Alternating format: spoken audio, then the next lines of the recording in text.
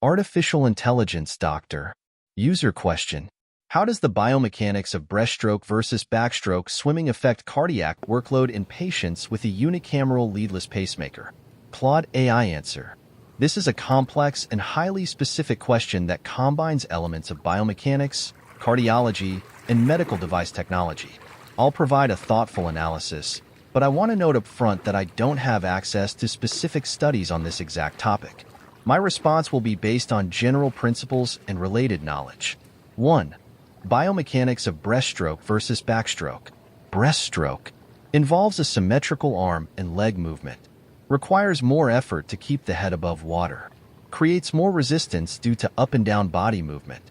Backstroke involves alternating arm movements and a flutter kick, keeps the face above water, allowing easier breathing, generally creates less resistance due to a more streamlined body position. 2. Cardiac workload considerations.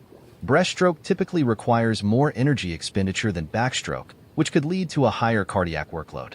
The intermittent nature of breaststroke, with moments of gliding, might create more variable cardiac demands compared to the more consistent rhythm of backstroke. 3. Unicameral leadless pacemaker implications. Leadless pacemakers are typically implanted in the right ventricle. They respond to increased physical activity by adjusting heart rate, often using an accelerometer to detect motion. 4. Potential effects on pacemaker function and cardiac workload. Breaststroke. The more intense arm and chest muscle contractions might create more electrical interference for the pacemaker. Variable rhythm could challenge the pacemaker's rate response algorithms. Higher overall exertion might require more frequent pacing adjustments. Backstroke. More consistent body position and movement might lead to more stable pacemaker function. Lower overall exertion might result in a more moderate increase in pacing rate. 5. Considerations for patients.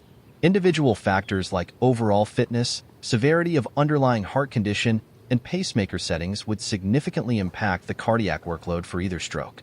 The rotation required for breathing in backstroke might be more challenging for some patients with chest implants. Given these factors, backstroke might generally be associated with a lower and more consistent cardiac workload for patients with a unicameral leadless pacemaker. However, this is a generalization, and individual patient assessments would be crucial. It's important to note that this analysis is theoretical. Actual recommendations for patients would require clinical studies and individual medical evaluation. If you're interested in more specific information or if this is related to a particular patient case, consulting with a cardiologist or sports medicine physician specializing in cardiac patients would be advisable.